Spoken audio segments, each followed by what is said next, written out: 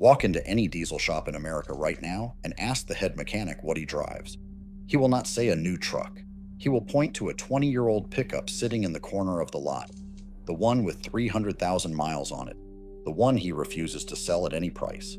There is a reason the people who repair diesel trucks for a living are quietly hoarding specific machines and hiding them from the used market.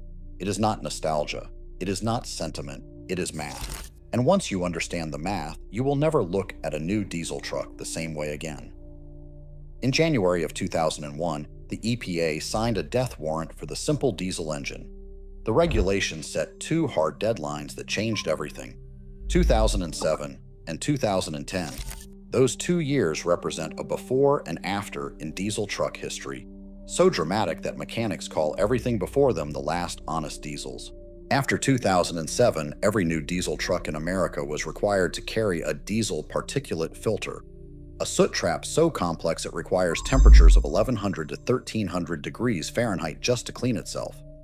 After 2010, every new diesel also had to carry a selective catalytic reduction system, requiring a separate chemical fluid called DEF just to allow the engine to run legally. The result was a generation of trucks that mechanics describe as the most expensive and most failure-prone diesel vehicles ever mass-produced. They are buying every machine built before those cutoffs that they can find. Here are the 5 they want most. The first truck on every mechanic's list is the Ford F-250 and F-350, with the 7.3-liter Power Stroke, built from 1994 through 2003. Engineered by International Navistar, displacing 444 cubic inches, producing 275 horsepower and 525 pound-feet of torque in its final years. Over 2 million of these engines were built, and documented examples have crossed 1 million miles on the original block. A 2000 model year F-350 in Texas accumulated 1.3 million miles on the original engine, original frame, and original rear end. 1.3 million miles on a truck that cost $30,000 new. And every mechanic knows exactly why. This engine has no EGR, no particulate filter, no DEF system, no regeneration cycles, no emissions-related limp mode. Its most common failure is a $20 camshaft position sensor. Many owners tape a spare under the dashboard. That is the ceiling of what can go wrong. A clean 2003 crew cab with 200,000 miles now sells for $25,000 to $40,000. That same truck has appreciated, with 200,000 miles on it. But the 7.3 is only the beginning, because the second truck on this list holds a record that almost nobody outside the diesel community has ever heard.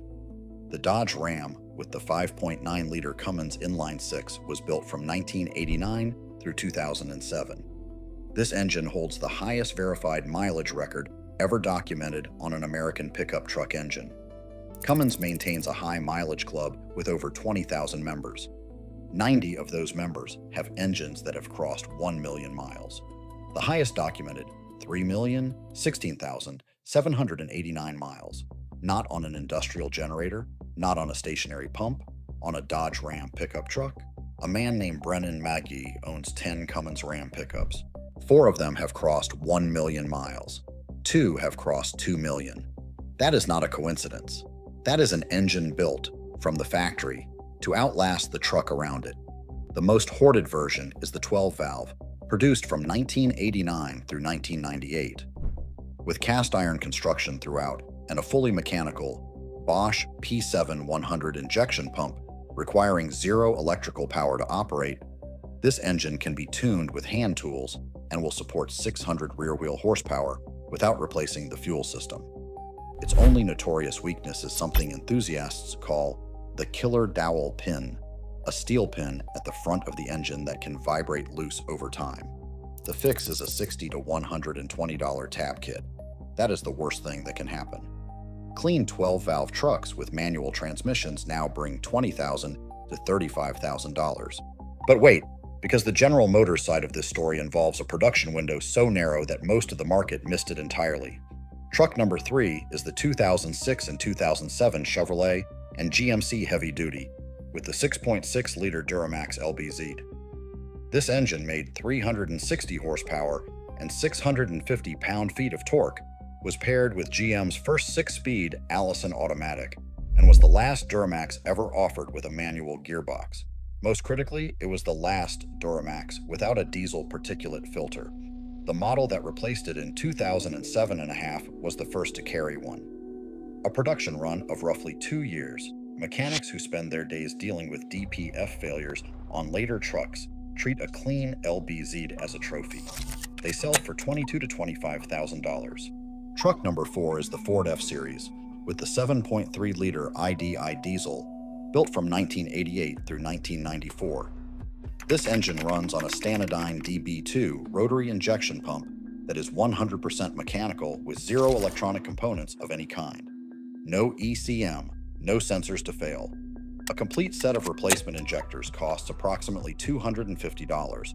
On a modern common rail diesel, the same job costs $3,000 to $5,000. Clean turbo IDI trucks sell for $5,000 to $12,000 and represent the simplest diesel vehicles ever mass-produced on American soil. Truck number 5 is the 1989 through 1993 first-generation Dodge Ram with the fully mechanical 5.9 Cummins and its Bosch VE rotary injection pump. No crew cab was ever offered from the factory with this powertrain, making any crew cab first-generation Cummins a custom conversion and one of the most sought-after diesel trucks in existence. The injection pump is governed by nothing but mechanical springs and fuel pressure. These trucks are the absolute endpoint of American mechanical diesel engineering, and the people buying them quietly understand exactly what they are escaping. Now look at what the owners of the trucks that replace these are dealing with. A diesel particulate filter replacement on a pickup costs $2,500 to $6,000. That is only the beginning.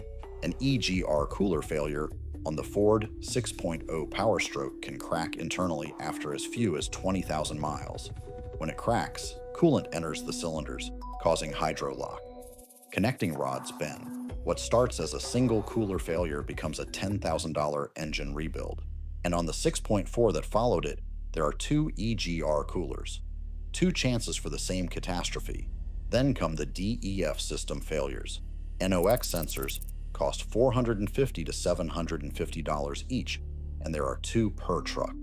They can fail every 35 to 60,000 miles. The DEF pump runs $800 to $1,800 at a dealer. The SCR catalyst alone costs $4,000 to replace. A complete after-treatment failure, including sensors, labor, towing, and downtime, can total $15,000 to $25,000. None of the 5 trucks on this list have any of these systems. Not one component. The market has done the same arithmetic the mechanics have.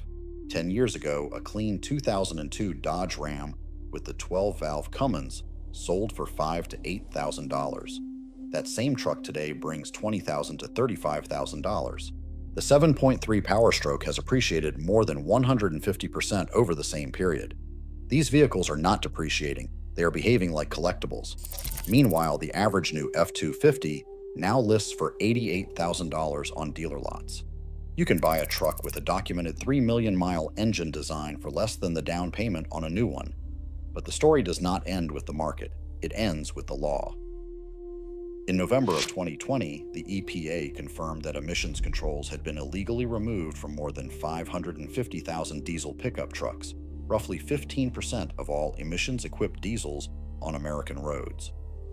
The federal civil penalty for selling defeat devices runs up to $48,000 per violation for dealers and manufacturers. Rudy's Performance Parts paid $10 million in combined penalties. Cummins itself paid $1.675 billion in January of 2024, the largest Clean Air Act penalty in history, for defeat device software in 960,000 Ram trucks.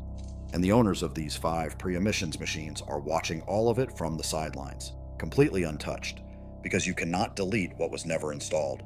The mechanics are not being sentimental, they are being correct. No billion-dollar fine, no regeneration cycle, no DEF tank to freeze at 12 degrees, no software throttling what you do with your own property, no $25,000 repair bill waiting at the end of a sensor failure, just an engine that runs on a fuel it was built for until the frame wears out underneath it. That is what they are hoarding. And as the post-emissions repair bills accumulate and the EPA closes in on everyone who tried to modify their way out of the problem, the question the mechanics already answered is reaching more people every year. If you want more stories like this one, hit subscribe. There is more to this history than most buyers ever get told.